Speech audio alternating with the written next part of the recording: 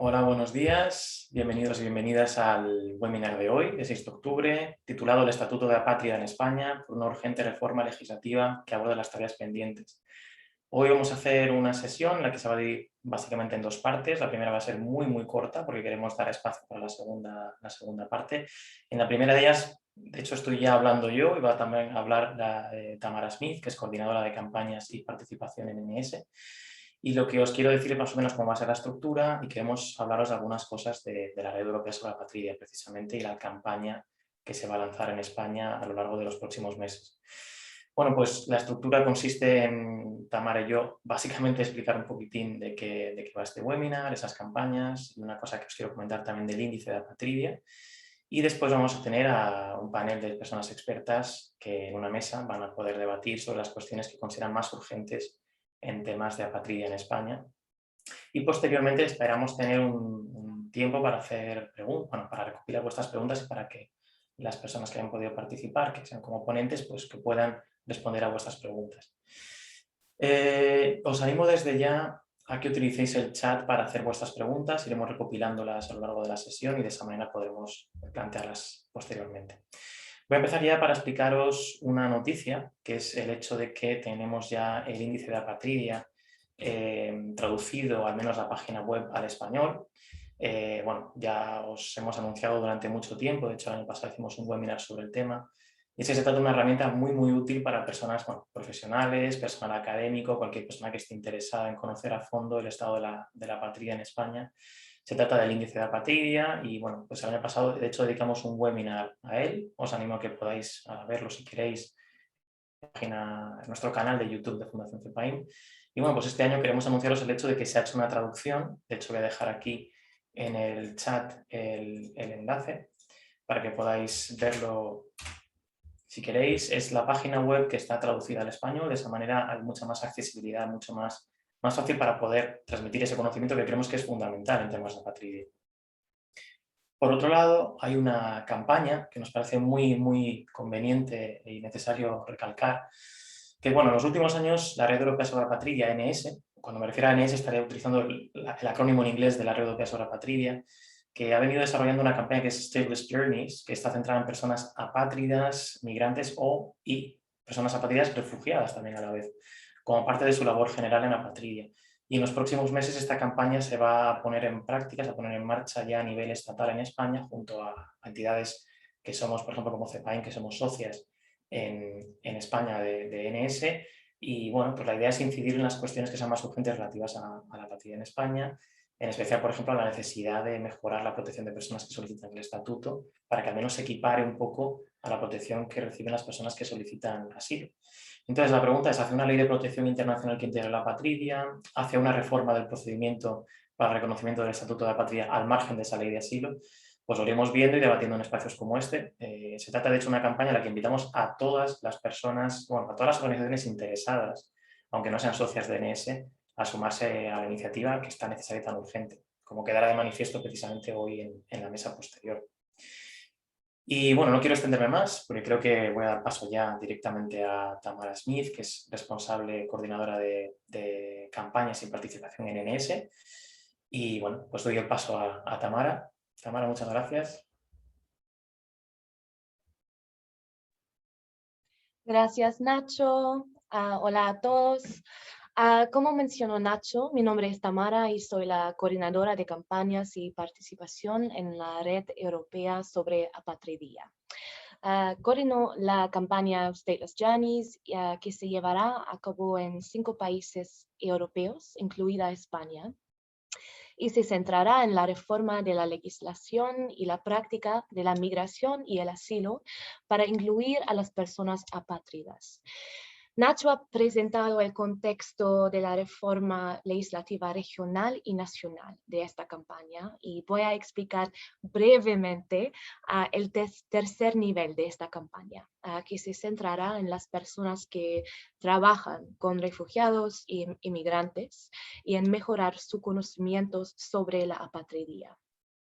Nuestra investigación muestra que las personas que trabajan con refugiados y migrantes tienen una conexión excelente, conocimientos fantásticos y buenas prácticas en torno al apoyo de los inmigrantes, solicitantes de asilo y refugiados.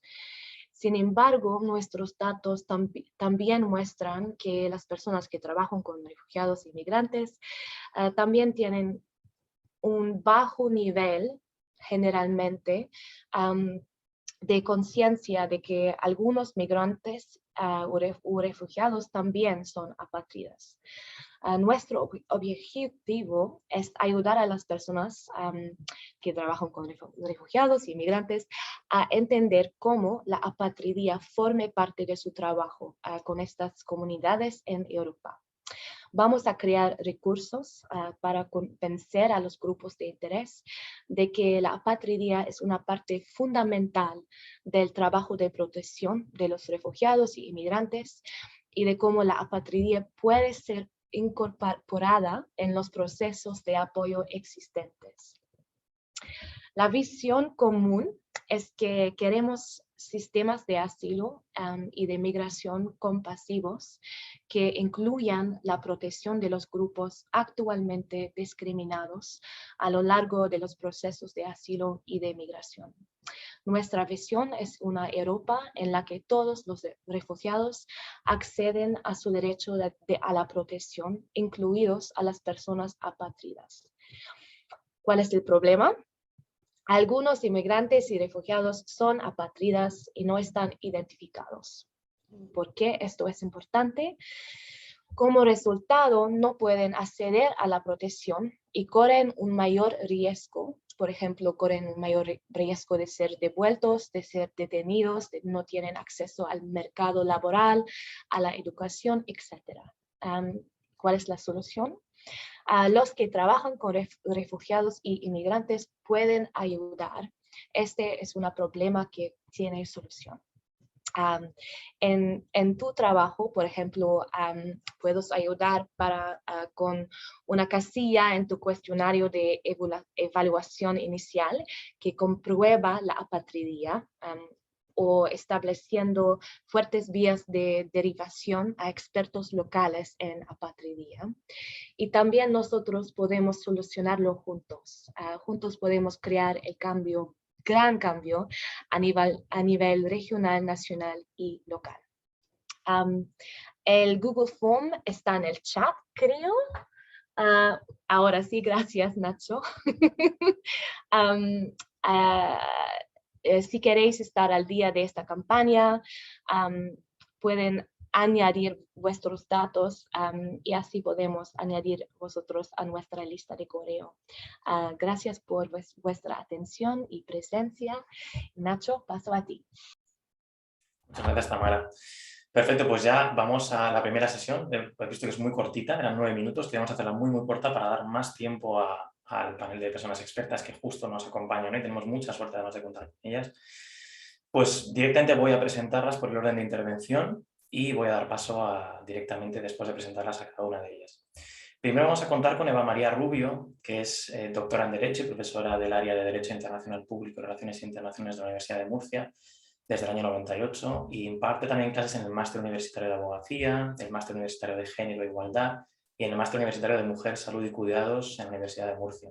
Ha hecho, aparte de muchas publicaciones, también ha realizado diversas estancias de investigación en Italia, Países Bajos y Suiza, y forma parte del profesorado de la Clínica Jurídica de la Facultad de Derecho desde su creación en 2018 y dentro de esta en las líneas sobre apatría e igualdad de género. Y hoy precisamente representa a esta clínica. Posteriormente contaremos con el Mami Ibrahim, que es abogado de protección internacional en Fundación CEPAIN en Navalmoral de la Mata, en Extremadura. Cuenta con amplia experiencia profesional y también personal en el tema de apatría y nacionalidad, con un enfoque especial en la problemática general de las personas saharauis en España. Posteriormente tendremos la suerte también de contar con Ahmed Islem, que es graduado en Derecho por la Universidad de Zaragoza y actualmente está finalizando sus estudios en Educación Social en la Universitat Oberta de Cataluña. Y Ahmed nació en los campamentos de refugiados saharauis en Tinduf y con 11 años se quedó en España con una familia de acogida para estudiar gracias al proyecto Vacaciones en Paz. En 2012, junto con otros jóvenes, creó la asociación de FRIP, miembros de DNS desde este año y asociación en la que realiza labores de coordinación y es responsable de proyectos. Posteriormente tendremos a Alexandra Semeria, que es politóloga especializada en migraciones. Actualmente coordina en Cataluña el programa estatal de acogida de personas solicitantes y beneficiarias de protección internacional, refugiadas y apátridas, gestionado por la obra social Santa Luisa Marillac, y colabora desde el año 2015 como miembro individual de ENS. Y posteriormente tendremos también a Paco Ortiz, muy conocido en nuestros webinars de CEPAIN, que es, bueno, lo conoceréis, pero bueno, es experto en el campo de protección internacional e inmigración, lleva trabajando en ello desde el año 96 y desde 2006 lo hace en el área de protección de la oficina del ACNUR en España, formando parte del equipo que lleva a cabo la participación de la organización del procedimiento de asilo en España, y entre sus funciones pues, destacan las relacionadas con la asistencia jurídica a personas solicitantes de asilo y del Estatuto de Apátrida, así como su labor en materia de desarrollo legislativo desde la perspectiva de la protección internacional. Y es además el focal point de Apatridia del ACNUR en España. Así que, sin más dilación, voy a dar paso ya a Eva.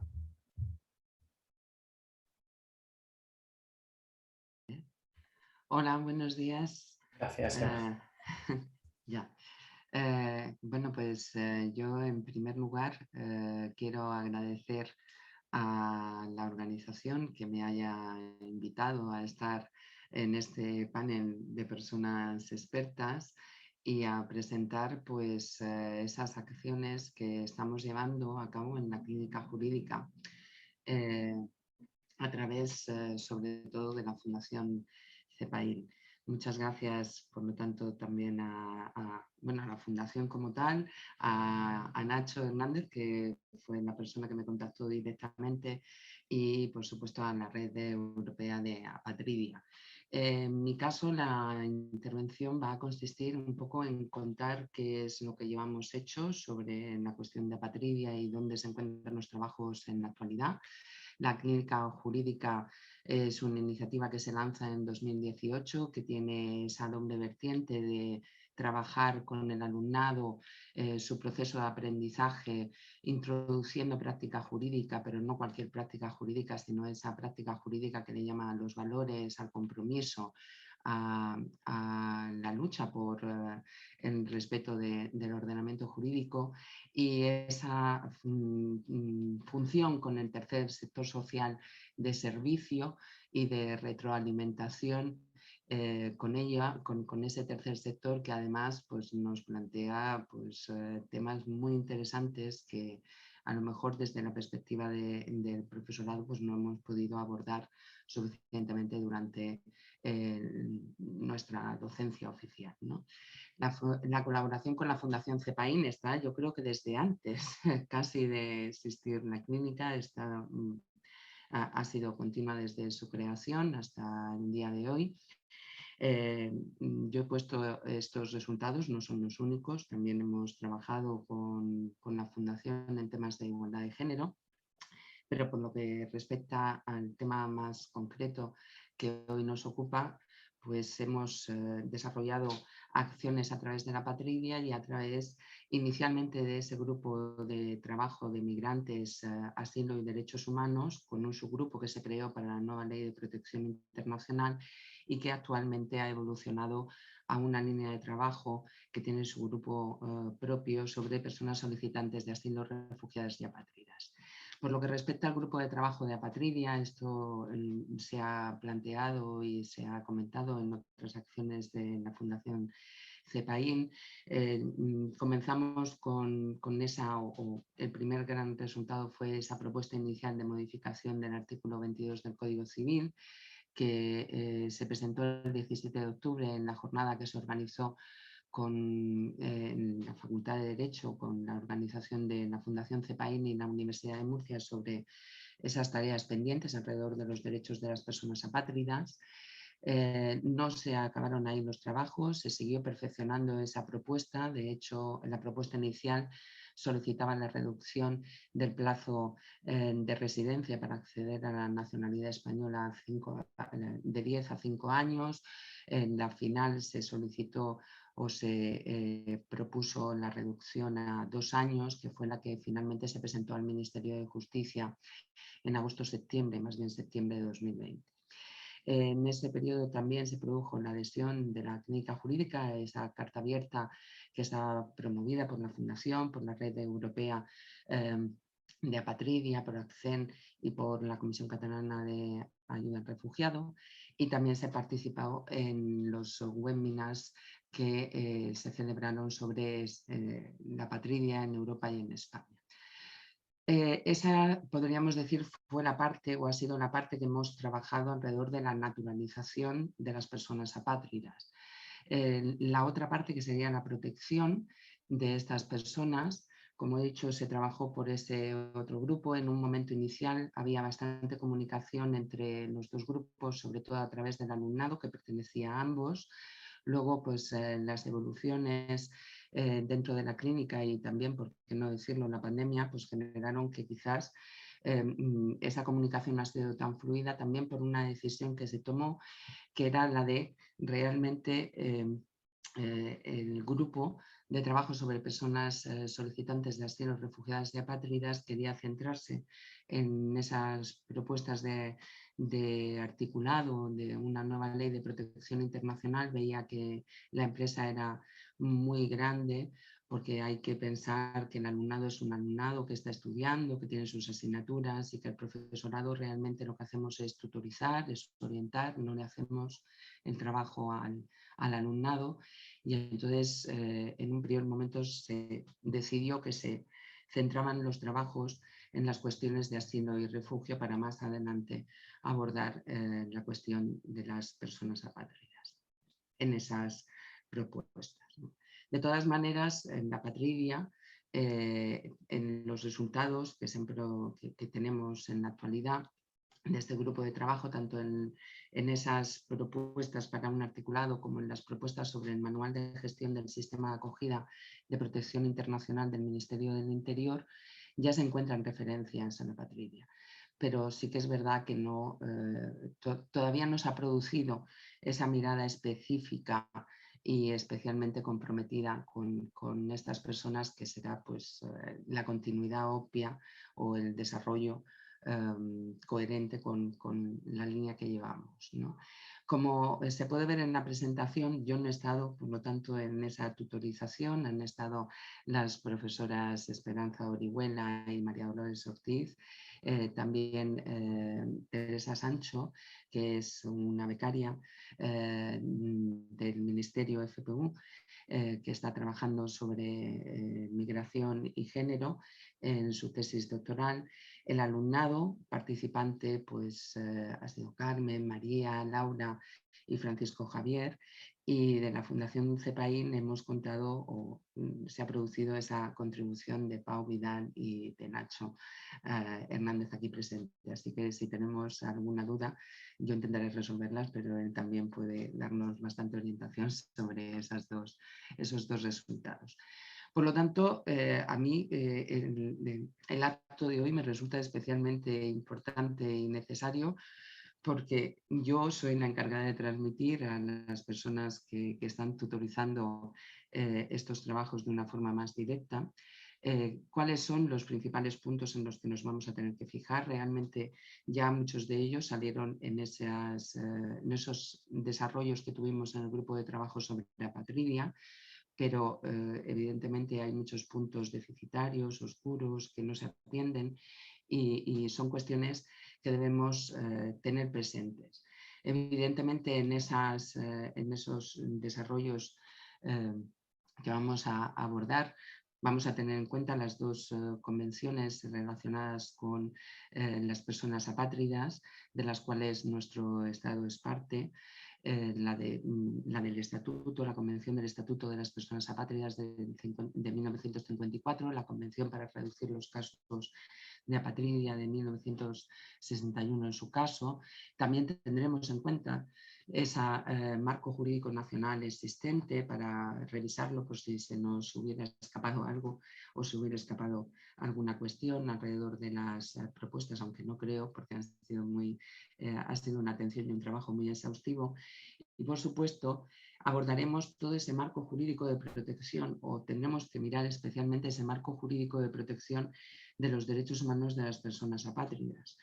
Eso implica la Declaración Universal de los Derechos Humanos, pero también otros textos, otros tratados internacionales que versan sobre la protección de los mismos y, por supuesto, a las recomendaciones generales, a las observaciones generales que han sido emitidas por los comités que en su caso supervisan el cumplimiento de los mismos. Estas recomendaciones, observaciones generales que vemos en pantalla no son las únicas. Por ejemplo, el Comité de Derechos Humanos, encargado de la supervisión del Pacto Internacional sobre Derechos Civiles y Políticos, ha emitido diferentes observaciones generales que habrá que tener presentes para garantizar que así estos derechos tienen la máxima protección posible por nuestro ordenamiento y por lo tanto también nuestro Estado está cumpliendo las obligaciones adquiridas alrededor de estos tratados con nuestra manifestación de consentimiento.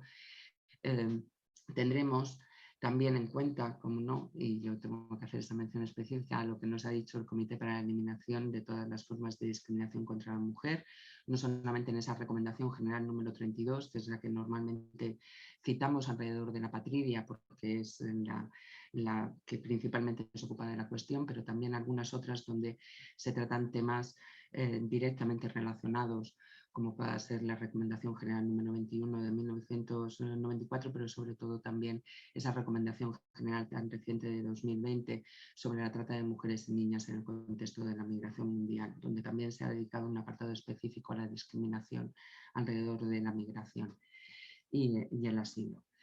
La Convención de los Derechos del Niño y de la Niña, evidentemente también le dedicaremos una atención especial. Y no solamente eso, miraremos a la Asamblea General, o tendremos que mirar a la Asamblea General, no solamente por la Agenda 2030, también por ese pacto mundial sobre o para una migración segura, ordenada y regular. Miraremos los desarrollos del Alto Comisionado de Naciones Unidas para las Personas Refugiadas, ¿no? Con todas estas cuestiones que ya se han mencionado previamente, abordadas en algunos de sus documentos y por supuesto también a esos desarrollos que puedan tener lugar a resultas de la acción de esta red europea de apatridia con esa nueva campaña que tengo que reconocer que la acabo de introducir y que por supuesto participaremos, espero, en ella con gran compromiso, ¿no? Realmente, pues esta línea abordaría esas dos cuestiones, ya la cuestión de si las propuestas las reflexionaremos para que sea un documento independiente, un reglamento específico, un real decreto específico con la modificación del real decreto que existe en nuestro país y que sigue siendo utilizado casi como nuestra suerte de descargo en nuestro tratamiento o en nuestra aproximación a las personas apátridas, pero que realmente pues, se ha quedado ya un poco, no voy a decir obsoleto, pero quizás deficitario y que hay que actualizar con arreglo a las nuevas realidades y a los nuevos déficits y fallos que encontramos. Así que, por mi parte, solamente daros las gracias por la atención que habéis tenido alrededor de estos trabajos, también por esa colaboración que ha sido tan fructífera, tan fructífera y por esos retos apasionantes que nos traéis desde la Fundación siempre a la clínica jurídica y que nos hacen crecer y nos permiten sentirnos útiles, que realmente es la finalidad última o principal del derecho, ¿no? Servir para regular, para proteger a las personas que son destinatarios del mismo. Muchas gracias. Y quedo a disposición de las preguntas, claro, que no lo he dicho. Luego ya... Sí, aprovecho, bueno, muchísimas gracias Ana María, de verdad, por tus palabras, por la exposición y por supuesto que desde CEPAIN continuaremos colaborando, por supuesto, de manera sostenida en el tiempo con la clínica y es de verdad que un orgullo y un placer colaborar con vosotras. Y como dice Eva, es verdad que si queréis, yo ya os animo, lo he dicho igual antes, pero no se había metido todo el mundo, que os animo a que pongáis en el chat, bueno, cualquier pregunta que tengáis, porque luego tendremos un turno de preguntas y respuestas. O sea, que escribid lo que consideréis, comentarios o preguntas. Y voy a dar paso ya directamente al siguiente ponente, en este caso es Mami Ibrahim, que es abogada de protección internacional en Fundación CEPAIN en Navalmoral de la Mata, en Extremadura. El Mami, pues, gracias. Muy buenos días. En primer lugar, quiero también agradecer la invitación a participar en este webinar dedicado a la apatridia. Y por otra parte, también remarcar que tengo el honor y el orgullo de pertenecer también a la Fundación CEPAIM, que desde hace tiempo ha empezado a darle atención al tema de apatridia, de tal manera que, al menos en lo que respecta al colectivo saharaui, se ha convertido en una referencia a nivel nacional, no solamente a nivel de consultas en casos particulares, personales, sino también también a cuestiones como la formación o el ejemplo de esta webinar que estamos haciendo hoy y otros seminarios que hemos celebrado en el pasado. Mi intervención va a ser dedicada exclusivamente al tema de la apatridia de los saharauis, y un poco en principio lo que quiero hacer es llegar digamos, al estado actual de la situación de la apatridia de los saharauis, pero también remontándonos un poco en el pasado de por qué los saharauis son apátridas en España. Creo que, bueno, en principio hay creo que la mayoría conoce más o menos un poco la historia del Sahara, o por qué el Sahara los saharauis ahora mismo están pidiendo y obteniendo el estatuto de la patria en España. Todo se remonta al 14 de noviembre de 75, cuando el Sahara era una colonia española, y se firmó entre España, Marruecos y Mauritania un acuerdo por el cual España transfirió la administración temporal del territorio a Marruecos y a Mauritania, y abandonó sus responsabilidades como potencia administradora del territorio. Bueno, estos acontecimientos políticos realmente no consiguieron solucionar el problema del territorio. Por una parte, la anexión del territorio no fue reconocida internacionalmente, y por lo tanto sigue siendo un territorio no autónomo, lo cual significa que no podía considerarse que la población del territorio adquiría la nacionalidad del Estado ocupante, en esta cuestión, en este caso, Marruecos. Por otra parte, también los saharauis han creado su propio Estado, que es la República Árabe Saharaui Democrática, reconocida por muchos países, sobre todo en América Latina y en África, pero no es reconocido por España. Entonces, estos acontecimientos han creado realmente tres escenarios para los saharauis. Primero, una gran parte de la población se desplazó en el 75 a territorio argelino, convirtiéndose en refugiados durante 40 años. Otra parte de la población se quedó en lo que son las zonas o los territorios ocupados, controlados por Marruecos. Y también hay una parte de la población que se desplazó hacia países como Mauritania, como algún país europeo, sobre todo en los últimos años. ¿Cuál es la situación entonces administrativa de los saharauis en España? Claro, el aumento del flujo migratorio de los saharauis hacia España empezó con más fuerza en la segunda mitad de los años 90, por razones obvias. Hay un vínculo histórico, cultural entre los saharauis y España, y por eso, por razones también obvias, si un marfileño tiene preferencia de emigrar hacia Francia, un saharaui encontraría más fácil ir a España que a otro país. También la existencia en España de la mayor red de apoyo y solidaridad con el pueblo saharaui, asociaciones, programas de ayuda humanitaria, programas de vacaciones en paz que conocemos todos. Esto hace que el flujo migratorio de los saharauis va más hacia España. ¿Con qué documentos se desplazan esos saharauis que llegan a España? Claro, esos saharauis que se desplazan a España Si vienen de los campamentos de refugiados, se desplazan con pasaportes argelinos. Y si vienen de las zonas ocupadas, controladas por Marruecos, evidentemente vienen con pasaportes marroquíes, y en algún caso también los que vienen de Mauritania tienen pasaportes mauritanos. En primer momento, la mayoría de los saharauis que llegan a España pedían un permiso de residencia, dependiendo del pasaporte que llevaban, y obtenían un permiso de residencia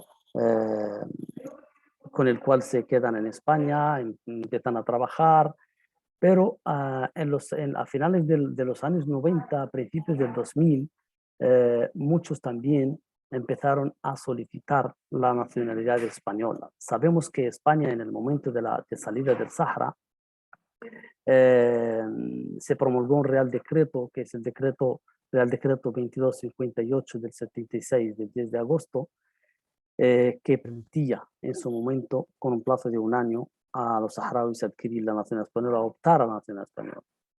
Un derecho de opción que realmente no fue posible para muchos saharauis.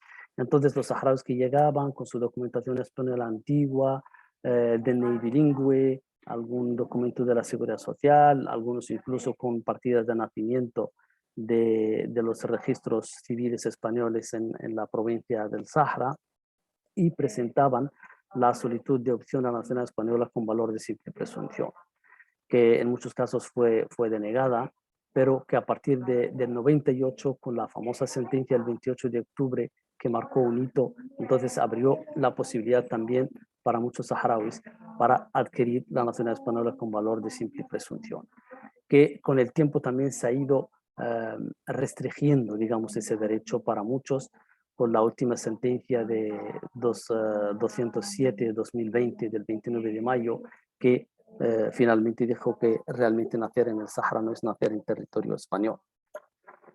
Esto va estrechando un poco, digamos, las posibilidades de regulación para los saharauis en España. Entonces, la mayoría de los saharauis que residen en España proceden de los campamentos de refugiados de Tinduf, pero también hay muchos que proceden de las zonas controladas por Marruecos y por Mauritania. Y a finales del 2000, muchos saharauis, al constatar que no podrán adquirir, recuperar, optar por la nacionalidad española, entonces cambian solicitando ahora la concesión del Estatuto de la Patria en suelo español. Especialmente los saharauis que vienen de los campamentos. ¿Por qué? Porque los que venían en aquel momento con pasaportes argelinos, esos pasaportes tenían una duración de 3 años, y al caducar aquí no los pueden renovar aquí desde España. Por lo tanto, se convierte también en una gran dificultad para seguir obteniendo o contando con la residencia, con el permiso de residencia. Muchos incluso adquirían al caducarse el pasaporte, adquirían lo que es la cédula, que conocemos como cédula de inscripción. Pero hace como 2 o 3 años que Argelia introdujo el pasaporte biométrico, y se abrió la posibilidad de que los saharauis que tenían esos pasaportes pueden renovarlos desde aquí. Esas dificultades obligaron a los saharauis realmente a plantear y a solicitar el Estatuto de Apátrida. Pero de nuevo también se enfrentan a otro muro administrativo. Se encuentran con que la administración española, o sea, la oficina de la OWAR y también la Audiencia Nacional, en una primera instancia deniegan las peticiones, y entonces se veían obligados a recurrir al Tribunal Supremo. Por lo tanto, una de las principales cuestiones objeto de la controversia, sobre todo entre la administración española, la Audiencia Nacional y el Tribunal Supremo español, es si los saharauis realmente tienen alguna nacionalidad que pudiera impedir la cuestión de la patria. Y ese ha sido realmente el debate entre las resoluciones, lo que marcan las resoluciones de la administración denegando la patria, y lo que finalmente el Tribunal Supremo daba en razón a los saharauis que recurrían. Hay 3 cuestiones: si los saharauis fueran alguna vez españoles de pleno derecho o no, si estos estaban obligados a aceptar la nacionalidad que interesadamente les ofrecía Marruecos, en el caso de los que están en las zonas ocupadas por Marruecos, o cuál es el estatuto de los miembros del estado, de un Estado no reconocido por toda la comunidad internacional, como es la República Saharaui, que muchos saharauis también tienen su pasaporte saharauis y en algunos países que reconocen a la RAS pueden viajar perfectamente. De hecho, un saharaui puede, con un pasaporte de español o un pasaporte de apátrida, tomar un avión y a la hora de viaje aterrizar en Mauritania y presentar su pasaporte saharaui y puede entrar sin visado.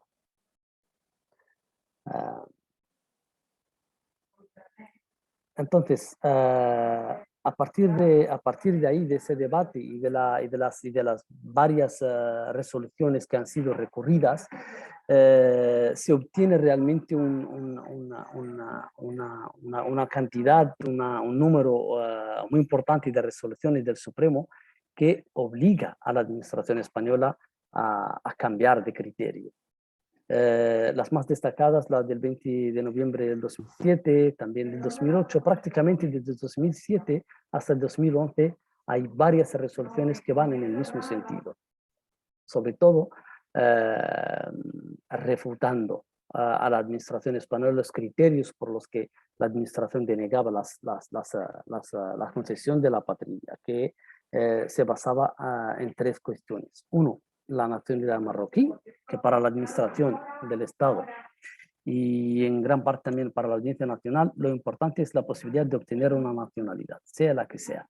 Y por lo tanto, si una persona posee el pasaporte marroquí, para ellos entonces no se le puede conceder el estatuto de la patria por el hecho de que puede optar a la nacionalidad, puede optar a la nacionalidad marroquí.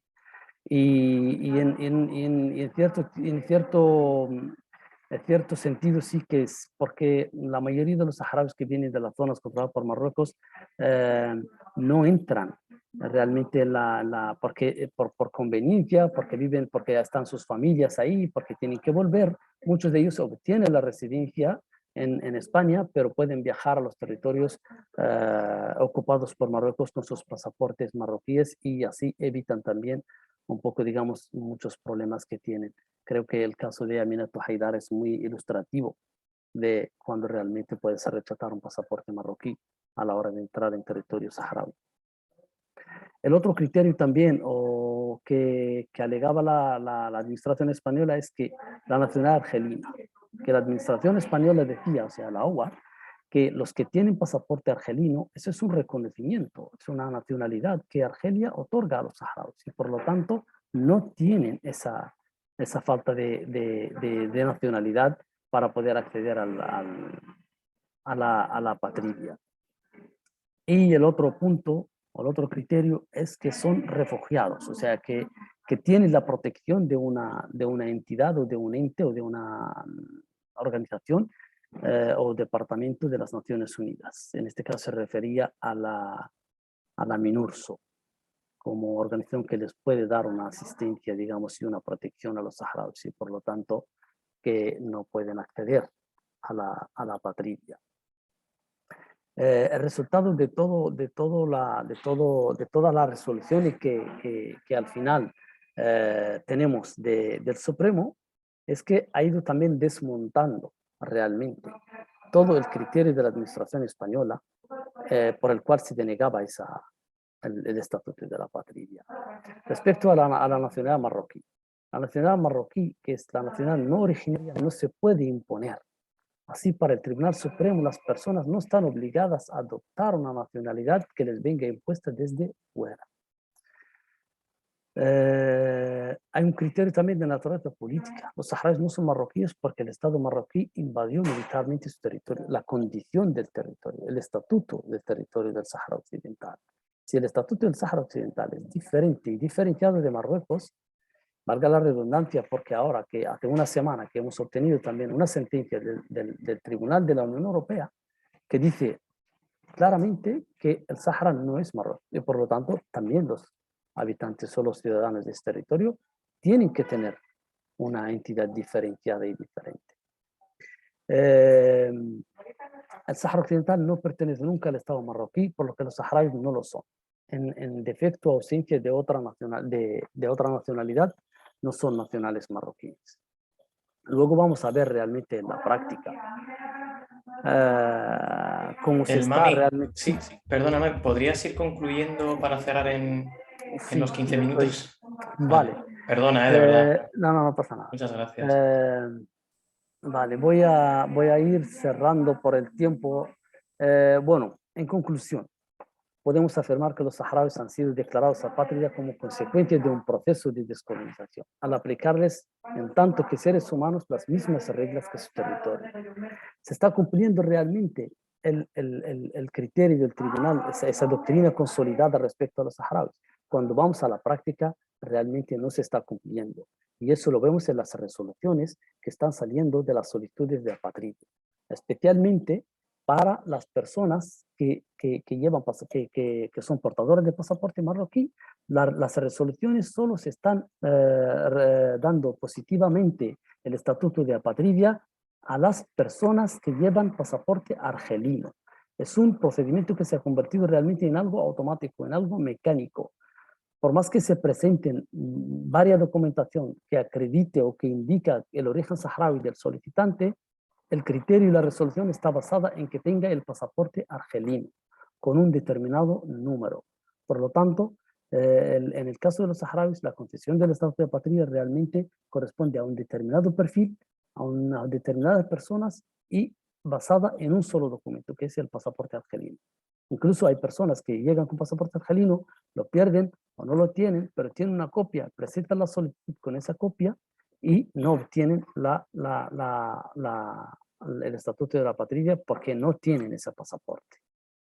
Por lo tanto, aquí la concesión del estatuto de apatridia a los saharauis, en conclusión, realmente se concede a un solo perfil, a un solo tipo de personas. Luego también tiene efectos sobre otro tipo de solicitudes, ya no relacionadas con la apatridia, pero por ejemplo, a los hijos de saharauis que nacen aquí, de personas que no han solicitado la apatridia, pero que tienen pasaportes argelinos y tienen una residencia, pero no quieren solicitar la apatridia. Tienen hijos, cuando nacen hijos de esas personas que tienen residencia y los van a inscribir en el registro civil, les obligan a ser inscritos en el consulado argelino. En el consulado argelino no los inscribe porque no son ciudadanos argelinos. Y por lo tanto, ese criterio en el que se basa la Oficina de Asilo y Refugio para conceder la apatridia por el hecho de tener el pasaporte argelino, no se está teniendo en cuenta en la otra administración, el Ministerio de Justicia y por la autoridad competente para conceder la nacionalidad a los hijos de saharauis con pasaporte argelino, aunque no sean solicitantes de apatridia. Creo que, bueno, Nacho, tengo que terminar. Sé que el tiempo es muy corto, hay muchas cuestiones, pero bueno, lo dejamos también para las preguntas. Si alguien quiere hacer alguna pregunta o un comentario, bienvenido. Sí, la verdad es que, Mami, muchísimas gracias. La verdad es que nunca me gusta moderar porque muchas veces tengo que cortar y me interesa muchísimo lo que estáis diciendo, pero no es el tiempo que tenemos. Hay ya varias preguntas que se han planteado para ti, el Mami. De todas formas, si no tenemos tiempo luego para responderlas, podemos ponernos en contacto con el Mami, podemos hacer que le lleguen las preguntas a Mami para poder responderlas, ¿vale? O sea que no os preocupéis que intentaremos que sean respondidas todas ellas. Y vamos a dar ya directamente paso a Ahmed, que vemos ahí en cámara. Ahmed, muchas gracias. Hola, buenos días. ¿Me escucháis bien? Sí, se escucha un poco de ruido de fondo, pero a ti se te escucha, que es lo importante. Sí, sí.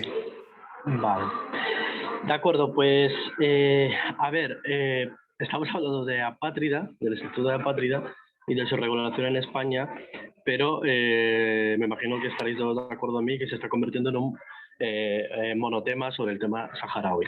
Y esto tiene lo que estaba comentando el compañero abogado, el Mami, porque según en estadísticas de la Oficina de Asilo y Refugio, los solicitantes de Estatuto de la Patria, el 95%, no recuerdo la cifra exacta, pero era un 90 y tanto por ciento, son personas saharauis naturales de los campamentos de refugiados.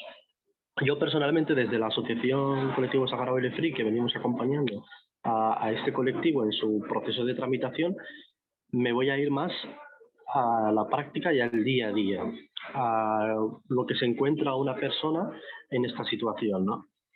Lo único que voy a hacer un previo de tema de jurisprudencia, ¿vale? En el sentido de el Estado español, qué es lo que está dictaminando en relación al tema saharaui o el tema de los habitantes del Sáhara Occidental de acceso o no a la nacionalidad. Ya ha comentado el compañero que se tuvo que pelear judicialmente porque en la primera fase administrativa la Oficina de Asilo y Refugio decía que no, que somos argelinos, o que la MINURSO protegía a este colectivo. La MINURSO, la Misión de Naciones Unidas para el Referéndum en el Sáhara Occidental, solo tiene dos competencias, la elaboración del censo y el alto el fuego. Las dos no la está cumpliendo hoy en día.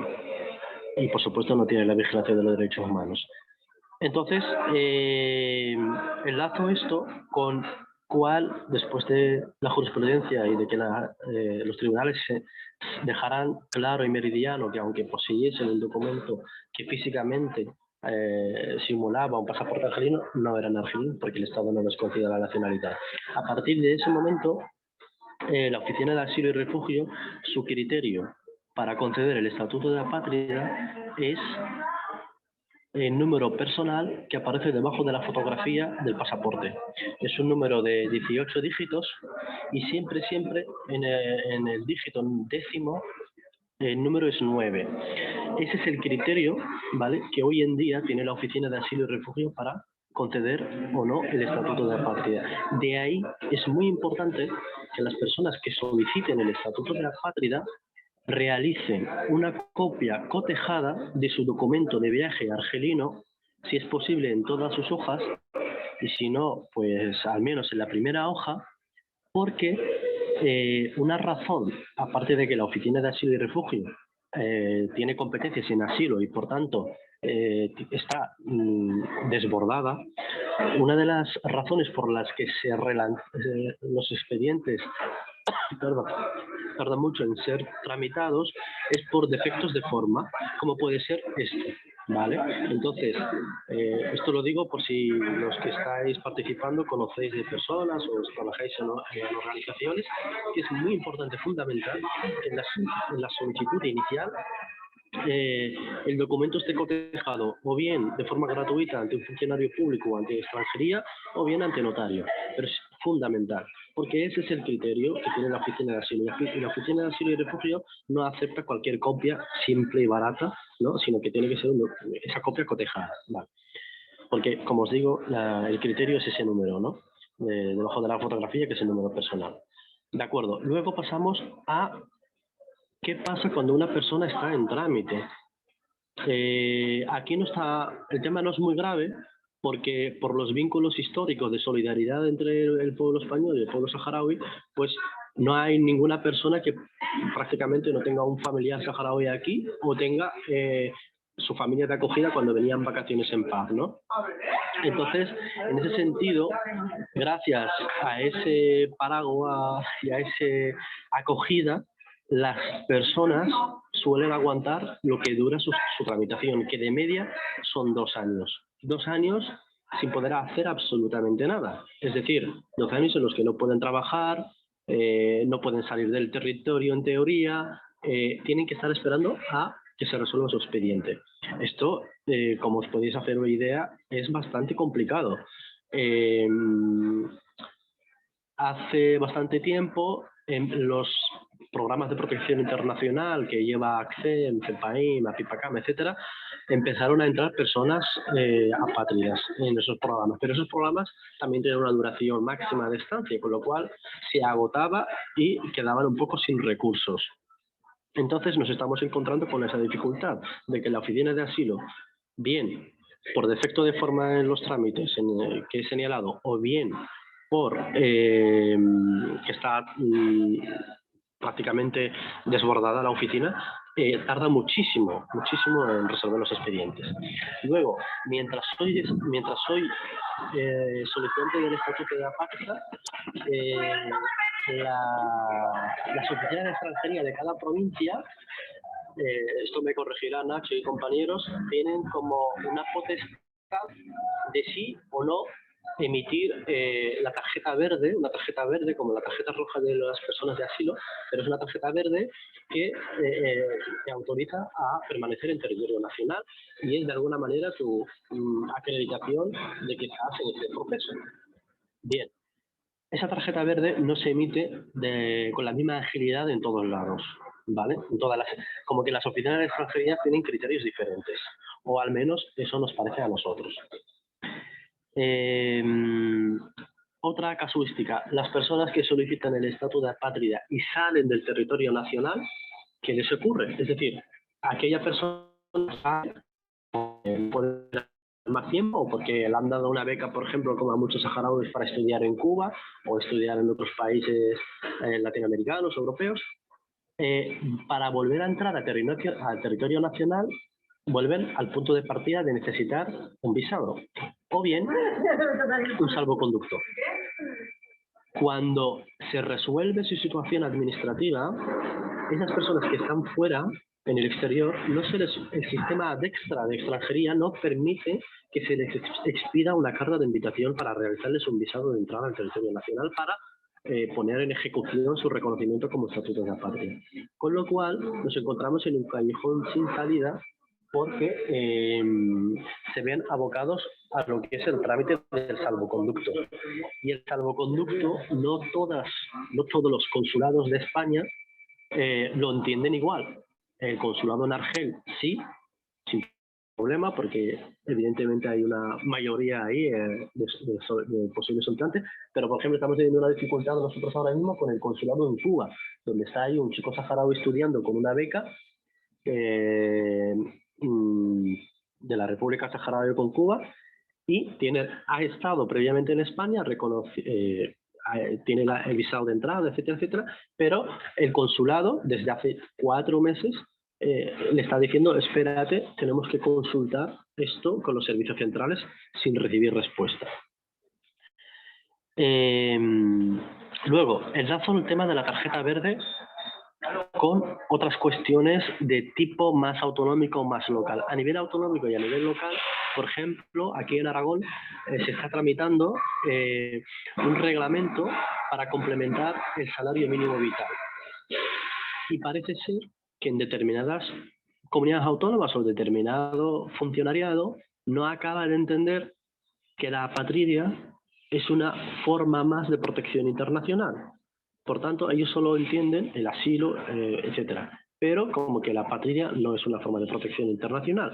Con lo cual, estamos otra vez en que no se contempla dentro de los reglamentos locales y autonómicos de servicios sociales, de ayuda social, etcétera, que una persona apátrida pueda ser beneficiada porque está en una situación de espera, de solicitante.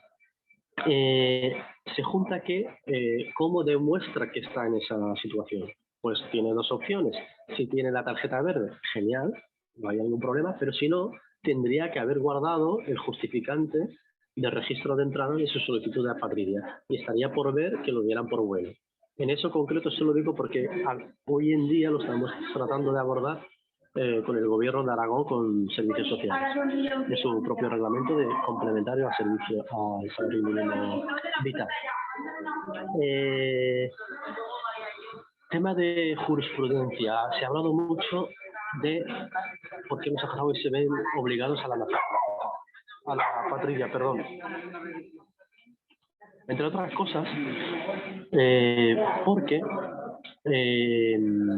de muchos saharauis no se guardan todos los registros antes del 75 de los registros civiles, con lo cual, aunque haya algunos que pueden optar a la nacionalidad por ser de origen y por tanto sus hijos antes de cumplir los 20 años pueden ejercitar también ese derecho, nos encontramos con que no se está produciendo y mucho menos a raíz de una última sentencia de 2020, la 1240 del 29 de mayo de 2020, en la que el Tribunal Supremo en su sala civil venía a decir que España y que el Sáhara nunca había sido provincia y que se hizo un reglamento de provincialización, pero era a nivel funcional, ese es el término, como que era a nivel funcional y por tanto no tenían acceso a la... no eran reconocidos como... Ahmed, perdona, sí, podrías ir concluyendo, es que además hay bastante ruido y se escucha complicado, entonces si puedes ir concluyendo por favor, lo siento. Gracias. De acuerdo. Lo último, ¿qué pasa con los hijos de apátridas? Cuando una persona es reconocida como estatuto de apátrida, ¿por qué no es automático el reconocimiento de apátrida para sus hijos? Nosotros vemos que es un poco laborioso que otra vez se inicie otra solicitud para el hijo, siendo que los padres tienen ya un reconocimiento, ¿no? Que debería... Y luego lo enlazo y acabo con las reagrupaciones familiares. Cuando se hace una reagrupación familiar desde una persona que es apátrida, esa persona que entra reagrupada, mujer, marido, hijos, tal, tiene la condición de argelino, aunque su pasaporte, como decimos, no es argelino. Con lo cual, la reagrupación familiar, a nuestro ojo, tendría, cuando la hace una persona apátrida, y por tanto se la hace a otra persona potencialmente apátrida, la Oficina de Asilo y Refugio tendría, o extranjería, tendría que de alguna manera igualar esa situación y no hacerlos volver a pasar por los distintos procesos de reconocimiento del estatuto de apátrida. Y nada más. Si hay más preguntas, dejaré el correo de la asociación y vamos hablando. Lo siento por el ruido, disculpadme, pero no he podido estar en mejor sitio. Vale, muchas gracias, Ahmed. Sí, nos hubiera gustado escucharte más y sí, el problema del audio era importante. Pues voy a dar paso ya directamente a Alexandra Semeriak. Hola, Alexandra, muchas gracias. Buenos días, muchas gracias Nacho, gracias a Tamara y a Eva y al Mami y a Ahmed por sus presentaciones y bueno, a la ANS y a la Fundación CEPAIN por contar otra vez conmigo para participar en un seminario como el de hoy para no solo pues, repasar la importancia del índice de apatridia, que ahora además está disponible en español, que es una herramienta pues, muy útil y valiosa para dar respuesta a las necesidades de las personas apátridas, tanto desde los gobiernos como desde las administraciones públicas, desde las organizaciones del tercer sector o desde la sociedad civil en concreto, y sino también para dar visibilidad a aquellos temas que todavía están pendientes de trabajar en el contexto de la protección y de la prevención de la apatridia. Hace unos días justamente hablaba con Nacho sobre el contenido del seminario de hoy y nos acordábamos pues, de la última vez que nos vimos presencialmente en un acto relacionado con la protección de las personas apátridas y de los temas pendientes a trabajar que había, que fue justo hace 2 años en Murcia y repasando un poco los temas que se hablaron en aquel seminario, en aquella jornada, me daba cuenta de que casi la mayoría de temas pendientes todavía siguen pendientes. Sí que es verdad que hemos tenido pues, una pandemia en medio, pero hay temas que necesitan ser solucionados de manera urgente para garantizar la protección de los derechos básicos de las personas apátridas y debemos insistir y justamente pues, disponer de espacios como el de hoy para poder recordar aquellas tareas que todavía necesitan solucionarse. Las compañeras y compañeros del seminario de hoy han ido introduciendo algunos temas. Justamente Ahmed antes decía que la apatridia, o para muchas personas, administraciones, todavía no queda claro que la apatridia es una forma de protección internacional o el reconocimiento del estatuto de apátrida. Por tanto, quería centrar mi intervención hoy un poco en repasar aquellas diferencias que hay entre los solicitantes de protección internacional y las personas solicitantes de reconocimiento del estatuto de apátrida. Sí, perdón, Ahmed, ¿podrías, Ahmed, Gracias, sí, perdón, Alexandra. Perdona. No pasa nada, ningún problema. Cosas del directo. Entonces, quería centrar pues, mi presentación de hoy en repasar estas diferencias que existen entre las personas que solicitan el reconocimiento de su estatuto de refugiado o refugiada y las personas que solicitan su reconocimiento como personas apátridas. Entonces, sí que se ha ido mencionando la diferencia en cuanto al acceso a la nacionalidad. No me voy a explanar mucho en este punto, puesto que ya se ha comentado, pero sí que es verdad que es muy importante poder reducir el tiempo de espera para acceder a la nacionalidad española una vez reconocido el estatuto de apátrida de las personas que se encuentran en esta situación, o al menos igualarlo a las personas que son reconocidas como refugiadas o en el marco de este sistema. Por tanto, es verdad que el punto principal de la necesidad de una reforma legislativa parte de poder garantizar el acceso a la nacionalidad a estas personas que justamente se encuentran en una situación en la que no tienen ninguna otra nacionalidad.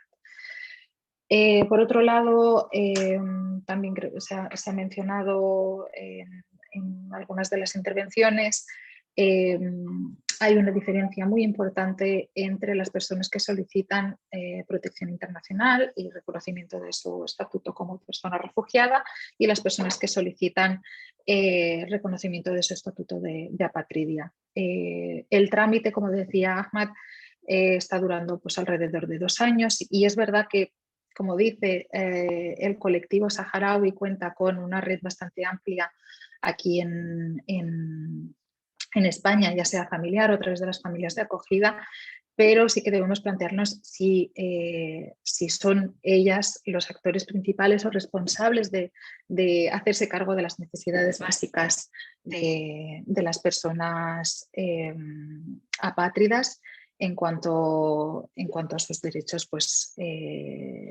más básicos como el alojamiento o la manutención. Entonces, esta diferencia de que las personas, mientras están en trámite de solicitar su reconocimiento de condición de apátrida, que no tienen permiso de trabajo durante todo el trámite, mientras que las personas que solicitan protección internacional reciben esta autorización para trabajar al cabo de 6 meses de haber formalizado su solicitud, comporta unas dificultades directas para su día a día y para el acceso a derechos muy básicos. Entonces, no tener autorización para trabajar significa no tener posibilidad de recibir unos ingresos a través de una inserción laboral. No tener autorización para trabajar puede dificultar el acceso a formaciones ocupacionales a las personas apátridas, ya que muchas formaciones, si son gratuitas, son ofrecidas por servicios de ocupación locales o regionales y requieren que la persona tenga autorización para trabajar y que además esté inscrita como demandante de empleo. Además, en el acceso a la vivienda, que es un derecho básico, puede comportar dificultades no tener una autorización para trabajar, puesto que entonces no puedes demostrar a la persona o a la inmobiliaria que alquila la vivienda cómo vas a conseguir aquellos ingresos para cubrir el coste de esta vivienda, ¿no? Y incluso pues, ayudas sociales, como también mencionaba Ahmed, ¿no? Que no reconocen a los solicitantes de apatridia como personas que pueden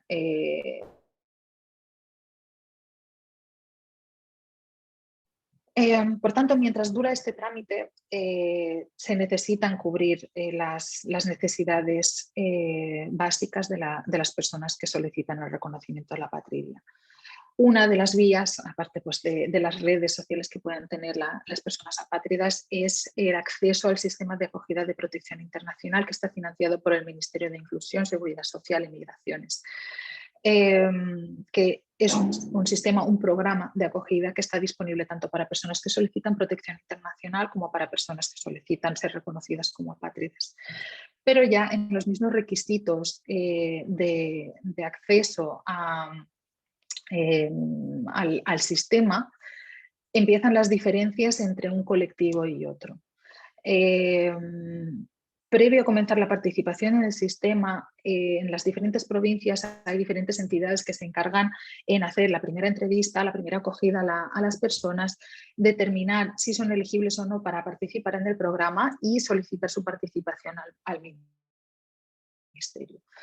En esta primera fase de evaluación, que puede tardar un tiempo, dependiendo de la provincia, pues los tiempos de espera son más o menos, existe la posibilidad de acoger a las personas solicitantes en recursos llamados de primera acogida, en los que están a la espera de entrar ya en una plaza definitiva dentro del sistema de protección internacional.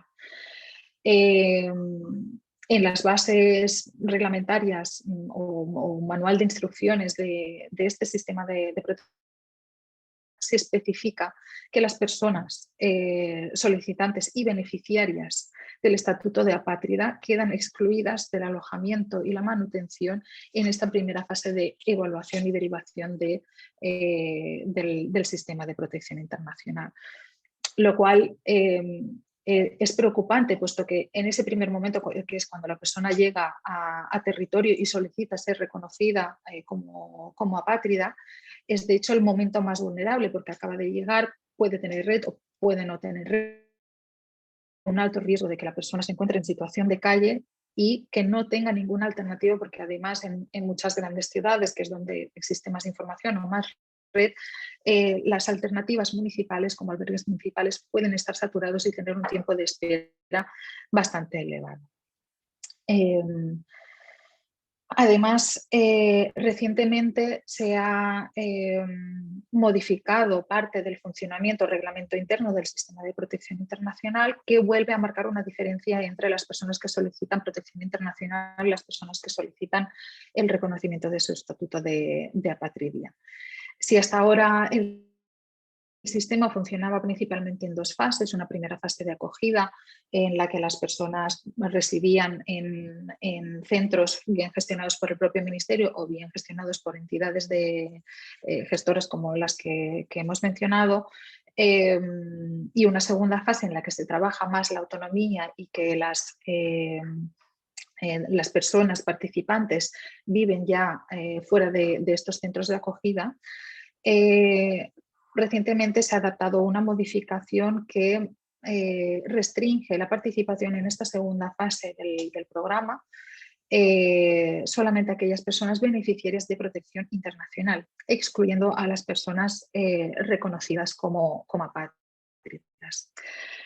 Esta segunda fase está diseñada para poder trabajar la autonomía, la inserción laboral, la formación ocupacional de las personas, y que las personas que ya reconocidas como apátridas y ya teniendo autorización para trabajar no puedan participar en esa fase de autonomía, supone una diferencia de cara a las personas que sí solicitan protección internacional y restringe el acceso a estos derechos a una vida digna, una vida autónoma e independiente que deberían tener también derecho las personas apátridas. Para ir concluyendo y no alargarme en el tiempo y que Paco también pueda tener tiempo suficiente para su presentación, volviendo al tema del permiso de trabajo, quería mencionar que no solo se trata de la posibilidad de inserción laboral y acceso al mercado laboral de las personas solicitantes de reconocimiento del estatuto de apatridia y personas ya reconocidas como bueno, no, o sea, las personas que están en trámite, ¿no? Que puede durar hasta esos 2 años. Hay una serie de otras gestiones y otros procedimientos que dependen claramente de la obtención de este permiso, esta autorización para trabajar. Por un lado, la reagrupación familiar, que está regida por la LOEX. Hay una serie de criterios que se necesitan cumplir para poder proceder con la reagrupación familiar.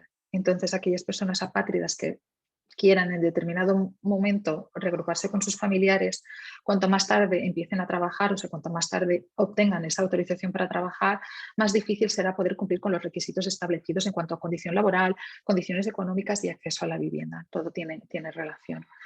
debería valorarse la posibilidad de aplicar una alternativa, como en el caso de las personas refugiadas, con lo llamado extensión de la condición, en este caso de apatridia, a las personas familiares que se encuentren fuera del territorio.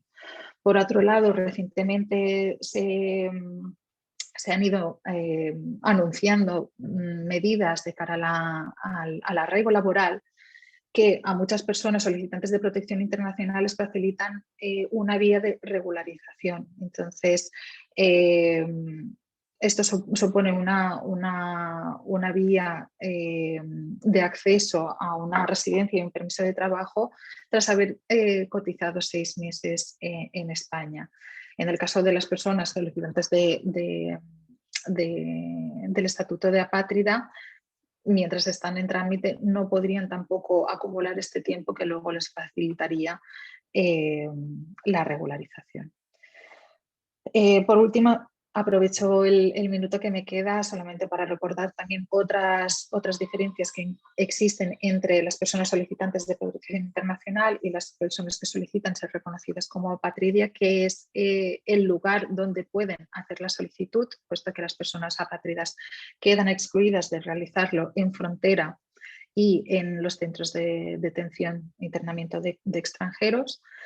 Y todo ello, todas estas diferencias que he ido mencionando, pues al final afectan directamente, pues, o suponen directamente una falta de igualdad de derechos y de condiciones en cuanto a cuestiones, a derechos fundamentales de las personas y de acceso a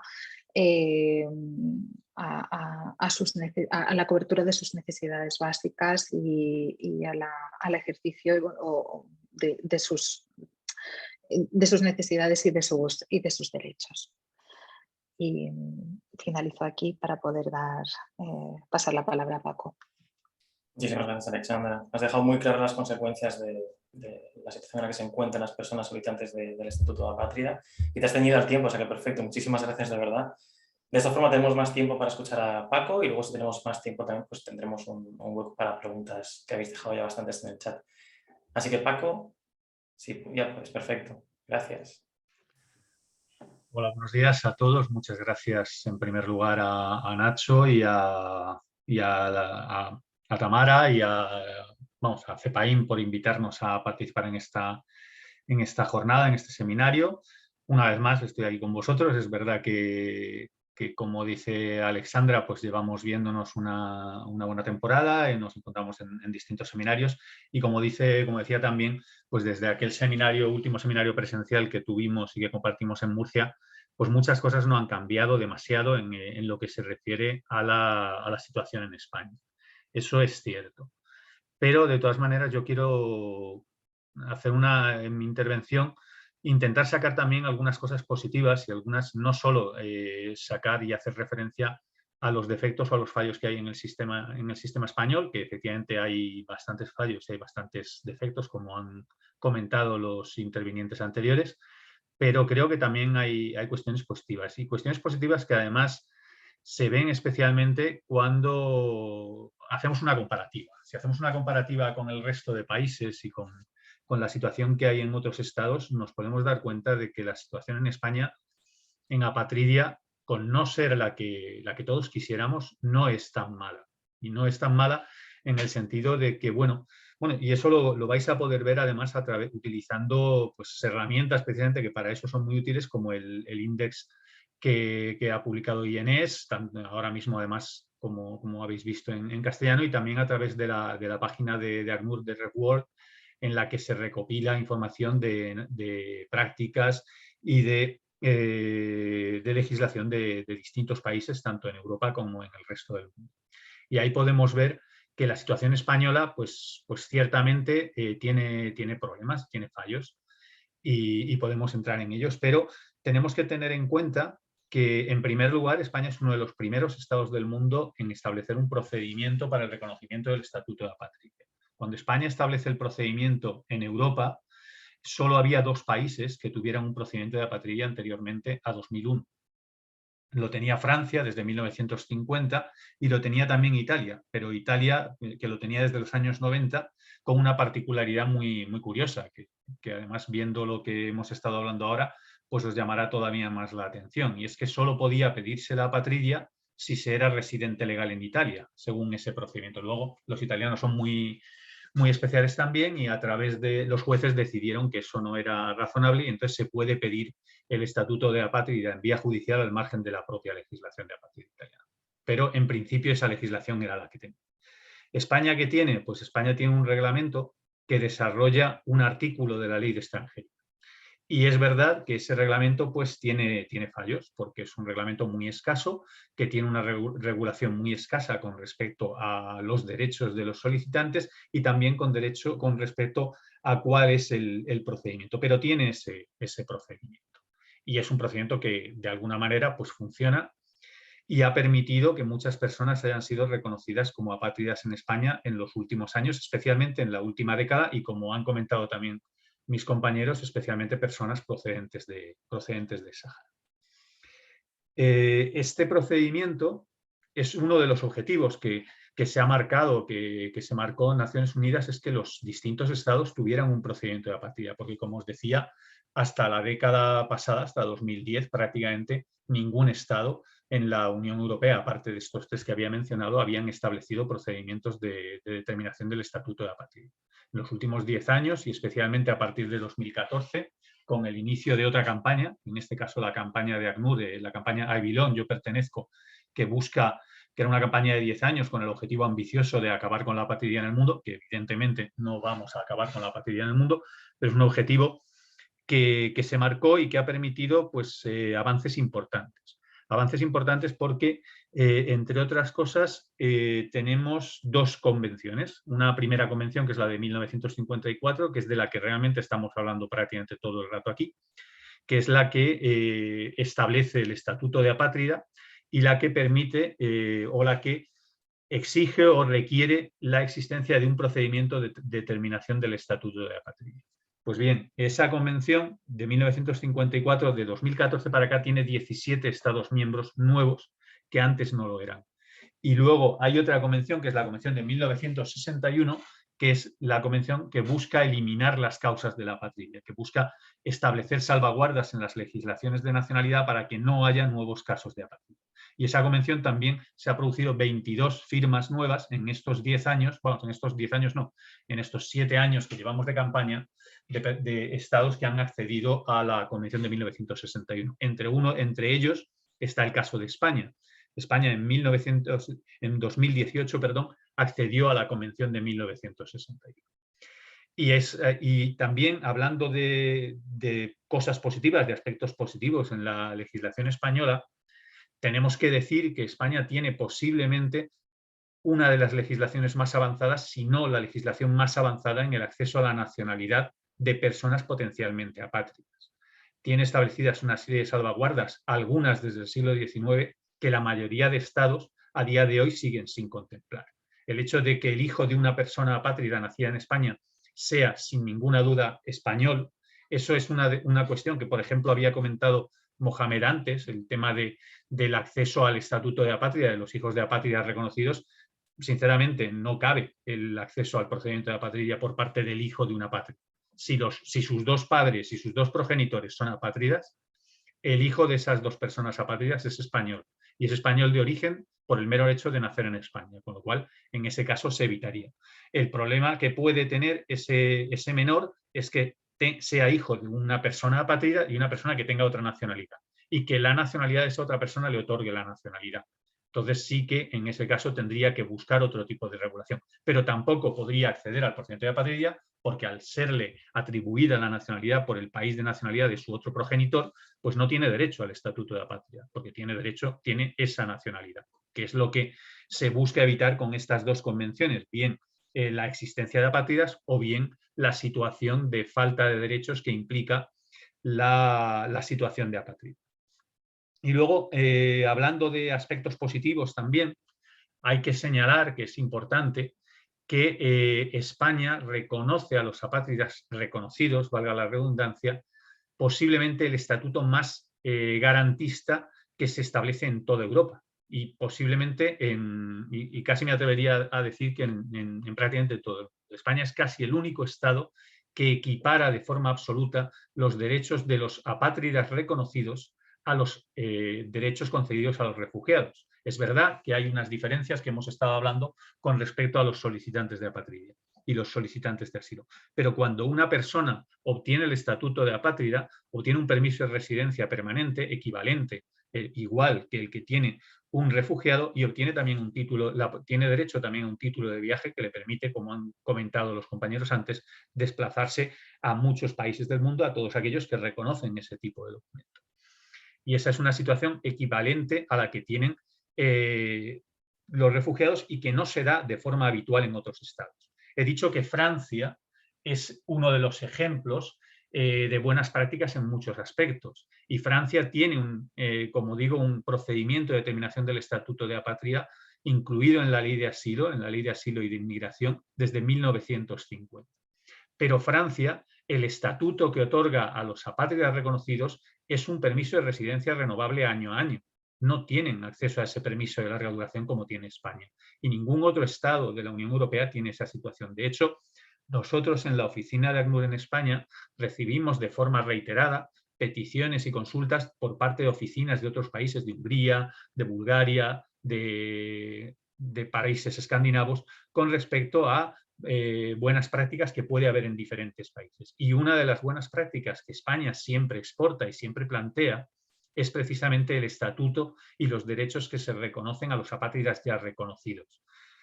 Es verdad que no podemos hablar de buena práctica en el estatuto o en la situación, no en el estatuto, en la situación que tienen los solicitantes de apatridia, porque tenemos esa carencia muchas veces de documentación, esa discrecionalidad de la que hablaba Mohamed, y creo que el Mami también lo ha mencionado, en la concesión de esa tarjeta verde, del documento provisional que se concede a los solicitantes de apatridia. Es cierto que esa situación se da y es un problema porque cada provincia está aplicando criterios distintos. En el chat se preguntaba sobre esos criterios y bueno, los criterios que hay en principio, como os digo, cada provincia, cada subdelegación de gobierno está actuando de una forma distinta. La Oficina de Asilo nos dijo al ACNUR en su momento que, bueno, la Oficina de Asilo no, la Brigada Provincial de Extranjería, no, la Comisaría General de Extranjería en la Oficina de Asilo nos dijo que esos criterios estaban unificados, pero en la práctica vemos que no es así. Y hay provincias en las que la tarjeta verde se concede a unas personas y en otras no. Normalmente los criterios que se aplican es negar esa tarjeta verde a personas que tienen previamente una orden de expulsión o un procedimiento de devolución abierto. O bien a personas que presentan una solicitud de apatridia por segunda vez. E incluso en ocasiones, en algunas provincias se deniega la tarjeta verde a personas que han tenido con anterioridad una tarjeta roja como solicitantes de protección internacional. Pero esto no se produce de forma uniforme en todas partes. Y nosotros creemos que eso es uno de los principales problemas del sistema. Pero también hay que decir, como comentaba antes, que en muchos estados en Europa no se concede esa documentación o esa residencia temporal a los solicitantes de apatridia. Francia, por ejemplo, no concede esa residencia temporal a los solicitantes de apatridia y en el caso, por ejemplo, también de Italia, tampoco se concede a las personas que acceden al procedimiento de apatridia en vía judicial. Se les conceden autorizaciones por parte del juez de forma provisional, pero no tienen ese acceso. Otra cuestión que también es importante con respecto a la documentación y a la falta del acceso al derecho al trabajo que nosotros hemos planteado de forma reiterada y creo que coincidimos además con los trabajos que han hecho las clínicas jurídicas en colaboración con la Fundación CEPAIN, hemos pedido que se dé acceso a una autorización para trabajar a los solicitantes de apatridia, al menos en condiciones equivalentes a los solicitantes de asilo. Es decir, a partir al menos de ese 6º mes de la petición. Aunque si fuéramos estrictos, tendríamos que decir que en el caso de los apátridas esa autorización se debería producir a partir del 3er mes de la autorización de residencia, de la solicitud. ¿Por qué? Porque el 6º mes, en el caso de los solicitantes de asilo, se estableció y se recogió así porque es el plazo legal para resolver una solicitud de protección internacional. una solicitud de asilo, de protección internacional, se debe resolver en un plazo de 6 meses, mientras que una solicitud de apatridia, según la ley, debería estar resuelta en un plazo de 3 meses. Pero como sabemos, pues el tiempo promedio que está tardando ese reconocimiento es de 3 meses. Y bueno, por hablar un poco también de algunos de los problemas, de algunas de las cuestiones que nosotros creemos que se deben corregir y que deberían rectificarse en el procedimiento de apatridia, pues yo creo que lo han comentado básicamente todos los compañeros. El problema del exceso de plazo para nosotros es un tema bastante importante y que además muchas veces no tiene mucha explicación. Y no tiene mucha explicación, digo, porque como hemos visto, España tiene un procedimiento que en la práctica es un procedimiento de estado único, de caso único, porque una compañera ponía ahí que el 89% de las solicitudes en el primer semestre de 2001 en España eran solicitudes formuladas por personas de origen saharaui. Yo, mirando los datos de la Oficina de Asilo, me parece que son más. A mí me sale un 95% viendo el último dato publicado para el primer semestre por la Oficina de Asilo, de personas a las que se registra como personas de origen saharaui, pero es que de las 20 y pico restantes, de las 21 restantes, 6 son procedentes de Argelia, 2 procedentes de Marruecos y 3 procedentes de Mauritania, con lo cual lo más probable es que también sean personas de origen saharaui y las 10 que quedan son personas en las que se les pone como país de origen España, con lo cual también habría que poner un poquito en cuarentena cuál es ese origen de esas personas, que podrían ser también algunos de ellos de origen saharaui. El hecho de que sea un procedimiento de caso único, lo que hace es que la actuación de la Oficina de Asilo sea una actuación muy mecánica. Se limitan, como decía Mohamed, a valorar cuál es ese dígito del pasaporte, si es un 9 o no lo es. Y si es un 9, pues reconocer el estatuto de apátrida. Si no hay pasaporte, lo que hace habitualmente la Oficina de Asilo es requerir a los solicitantes para que aporten ese pasaporte o para que aporten la copia compulsada, la copia cotejada, y en ocasiones también puede llegar a reconocer el estatuto de apátrida a personas de origen saharaui que no tienen ese pasaporte, cuando el resto de indicios vienen a indicar que efectivamente es una persona apátrida. El problema lo tenemos cuando nos encontramos con casos de personas de otros orígenes, porque la falta de práctica por parte de la Oficina de Asilo dificulta y hace que incluso esos procedimientos sean más largos y se extiendan más en el tiempo que los casos de los saharauis. Aunque sí es cierto que en los últimos años ha habido reconocimientos del estatuto de apátrida para personas de otras nacionalidades, contado con los dedos de una mano, pero ha habido personas de origen de la antigua Unión Soviética, personas procedentes de Nepal, personas procedentes de Liberia, de Costa de Marfil, que han obtenido el estatuto de apátrida, o personas de origen palestino que han obtenido el estatuto de apátrida en ese periodo de tiempo. Entonces, yo creo que hay que impulsar la reforma legal, es importante impulsar la reforma legal del procedimiento de apatridia a través, posiblemente, nosotros recomendamos que se haga a través de su integración en la ley de asilo, que además sería más fácil porque hay más presión o más interés por parte de las autoridades españolas en modificar esa legislación de asilo antes que la legislación de apatridia, y sería una buena oportunidad incluir un procedimiento más equiparable al procedimiento de asilo que no al que existe ahora mismo en el caso de la apatridia. Y creo que ya me he pasado de tiempo, con lo cual voy a dejaros los pocos minutos que quedan para preguntas o para lo que queráis decir. Muchas gracias.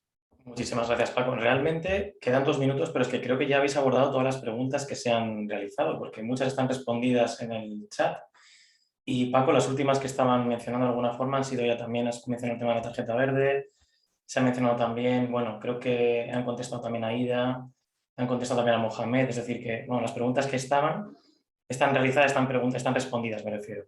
Por lo tanto, lo que sí os voy a decir, si queréis, yo os puedo dejar mi correo electrónico por si os interesa hacer más preguntas, yo se las puedo pasar a los ponentes posteriormente, si tenéis alguna pregunta más o queréis saber algo más. Y como son hoy 59, es extraño, pero creo que vamos a cerrar en tiempo este webinar. Así que lo primero que voy a hacer es, bueno, pues dar cierre ya al webinar, dando las gracias, por supuesto, a Tamara Smith, de NS.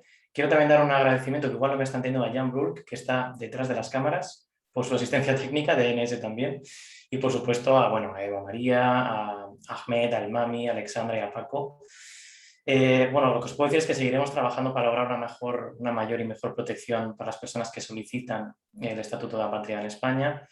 Es verdad que hay que partir sobre la base, como dice Paco, de que tenemos una buena práctica a nivel internacional con sus defectos, pero hay que reconocer desde un punto de vista la buena práctica, sobre todo desde DNS, lo saben, que en España tenemos cosas muy buenas, que son muy mejorables, pero tenemos que partir sobre la base de que tenemos un sistema que existe, que en otros países no existen, que es el reconocimiento del estatuto de apátrida, y lo que está claro es que desde CEPAIN, desde DNS y quienes quieran colaborar en la campaña que vamos a llevar a cabo, podemos intentar mejorar y perfeccionar las herramientas actuales y abordar las lagunas y las deficiencias que existen hoy día.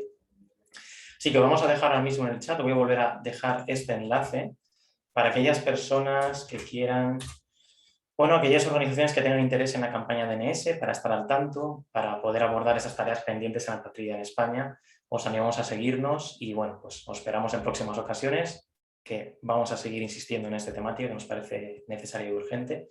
Y bueno, pues muchísimas gracias por vuestro interés y por acompañarnos esta mañana. Que tengáis un muy buen día y muy buena semana. Muchas gracias. Muchas gracias. Gracias. Gracias. Hasta luego. Gracias.